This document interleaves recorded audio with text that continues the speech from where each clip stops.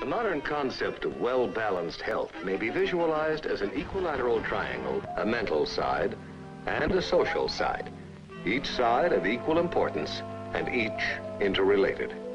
The social side of our health depends largely on our relationship with others, how we get along in a world full of people.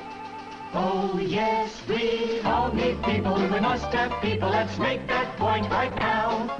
We depend upon others, somewhere, sometime, somehow. You take a matador, he needs crowds to roar, ole, in his face. A posse must rely on a fair supply of outlaws they can chase. Prize fighters must depend after each round's end on seconds for first aid.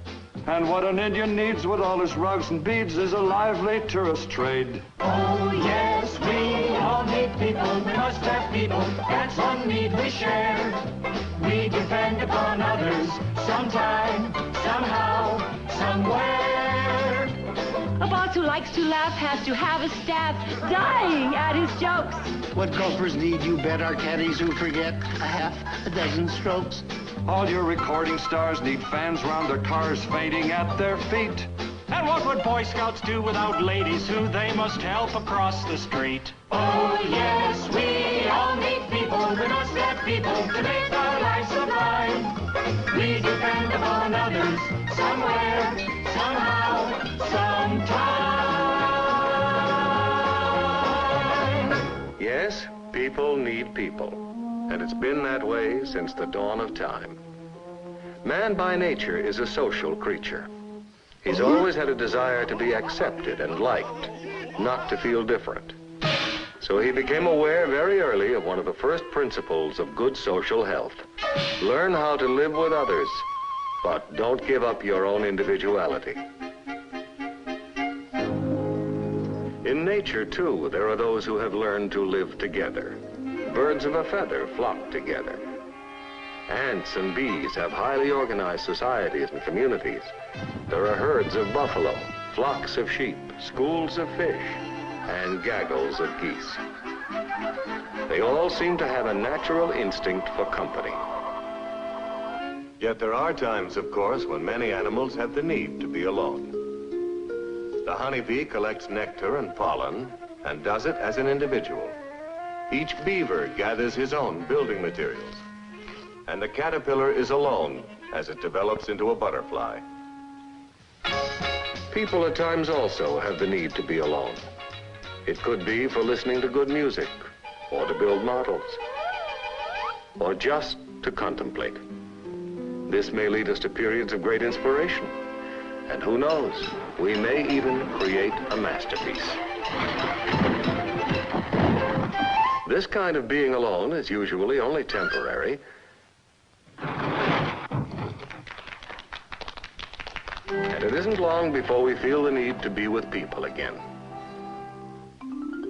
But there are some individuals who try to permanently wall themselves off from society or withdraw into their shell. Well, this kind of behavior usually means that in our triangle of health, the social side is shorter than the other two.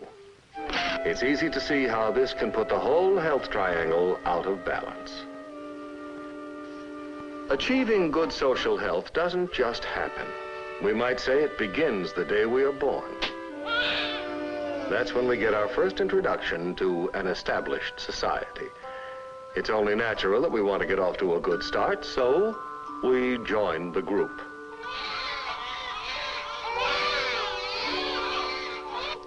Our family is usually the next social group we come in contact with. They try to guide us in the right direction toward good social health. And before long, we begin to develop intellectually as well as physically. So we might say that at this stage, it's the family group that teaches us the basic rule of live and let live. Next, we enter school and move into a larger social set. Experiences gained here contribute greatly to our attitude toward society and at the same time help to develop the many sides of our own personality. Sometimes this means making personal and social adjustments to satisfy others.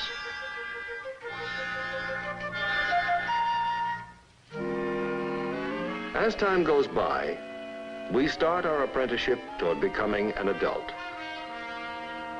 And sooner or later, we come into contact with society as a whole.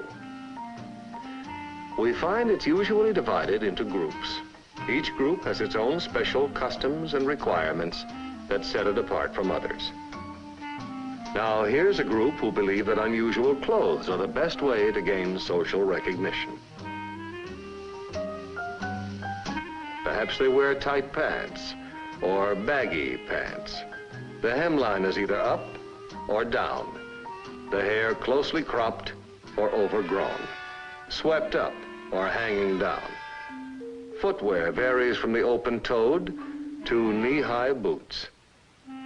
But even though fashions have gone through many changes, clothes have always been a surefire way to attract attention, right? Right! Now here's a group we might consider. It's another one of those in groups. Belonging to it is a real status symbol. The membership is limited, of course, and it usually takes some effort to fit in. The only trouble is in adjusting to this group, we may lose our own identity. In trying to become a somebody, we may end up a nobody. Now here's a real dedicated group. They're dedicated to smoking it up, drinking it down, and experimenting with sex and dangerous drugs, frequently with tragic consequences.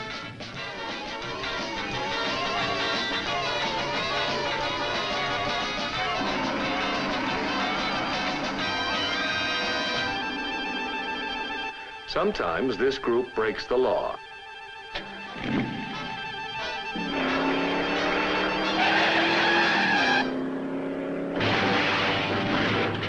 And this is a good way to get that feeling of belonging. In jail, that is. Obviously, membership in this group doesn't contribute to the social side of our health. There are many group activities that greatly improve the social side of our health, and in fact, the whole health triangle. For example, here's a group who enjoy each other's company and still find ways to express their own individuality. Then there are those who go in for team sports.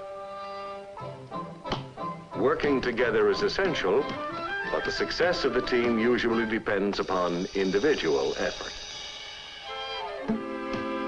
Some groups not only provide social contacts, but let the individual make a worthwhile contribution to society.